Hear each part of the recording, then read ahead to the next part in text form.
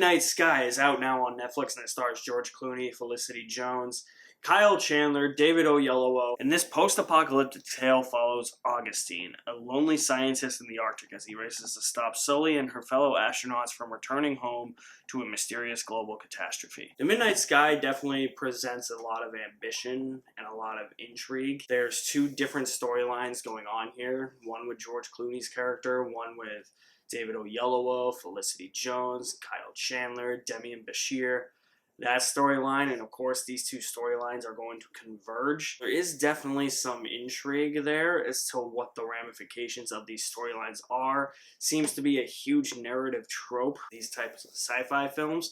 This movie is definitely going to draw comparisons to two movies that came out recently, and that is going to be Arctic with Mads Mikkelsen and Ad Astra with Brad Pitt. George Clooney's storyline deals with him in the Arctic, while as Felicity Jones and her crew deals with them in space. It's going to be a really unique comparison to make with a movie like this. Like I said, this movie has ambition and it has a lot of intrigue. Everything that dealt with Felicity Jones's crew in space, trying to find K-23, which is this planet, I was really on board with. That was the stuff that was intriguing me the most. And honestly, it seems like the movie wanted to focus more on that. George Clooney isn't in the movie as much as you would think, despite top billing. His storyline was a little on and off for me.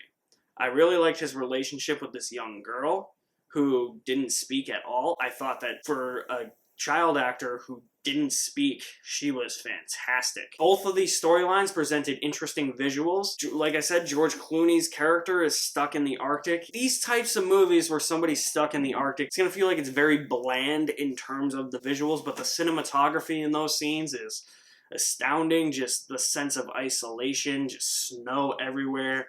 It had that cold, damp feeling that you get at this time of year anyways. And then everything in space, with the exception of one scene that I'm going to talk about in my negatives, everything on that spaceship and space station, the vast majority of what you see of space was visually stunning. That's why I think that storyline was a bit more intriguing to me, because it wrapped me into what that crew was actually doing a lot more, rather than George Clooney, where it just seemed like he was with this little girl just walking through the Arctic, and I was like, this is kind of boring. But I mean, that's basically what that movie Arctic is. But I'll say this, I'm comparing this movie to Arctic. I think Arctic has more emotional depth to it. This movie, The Midnight Sky, definitely has a lot more going on than both Arctic and Ad Astra.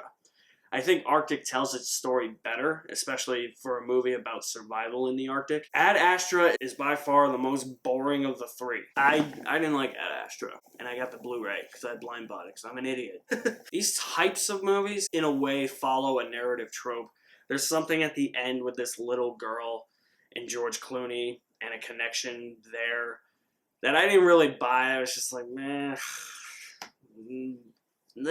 For movies like this, too, you would expect a very minimalist musical score, and I was really expecting that. I was expecting there to be a lot of scenes without a musical score at all. That was not the case, and the musical score by Alexandre Desplat was one of the best elements of this film. George Clooney's character, I couldn't really get behind. In a way, there is a third storyline where it shows flashbacks to George Clooney as a younger man. And so that's really where all of his character development comes from. There wasn't enough there for me to care, though. When it shows George Clooney's character in the future, which is the main crux of the story, they didn't really add anything more to his character other than this little girl. I didn't care about that story. It was very hard to get emotionally invested, even though this was an intriguing premise and it had a lot of ambition in terms of its themes and where it could go with its story, but it's not really emotionally investing, nor is it emotionally satisfying. There's one sequence set in space that I thought was very jarring.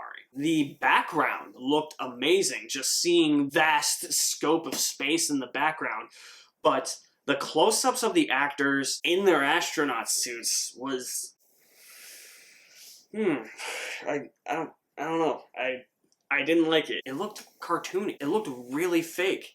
especially in a day and age where you can perfect CGI. It looked extremely bad in that part. You could tell too because their lips weren't matching up with what they were saying. So I was just like, why didn't you just film this on a set against a green screen and just use wires to move the actors around? That's what I feel like would have been the most logical way to film a scene like that, instead of inserting CGI to replace the actors and just have it look a little flat. I understand you're in space, the background looks amazing, but the forefront with the actors, it didn't look good. It was very jarring. It took me out of the movie, and in a way, it lost my interest in that part of the story. Just that scene of what that part of the story was trying to tell. And I feel like I had a hard time getting back on track for a few minutes after watching that scene. It was something that just didn't look right to me. I don't know what it was. Maybe others will feel differently, but watching that scene, that's honestly how I felt. I do feel like that The Midnight Sky is going to be liked by a lot of people. It's definitely ambitious. It's intriguing.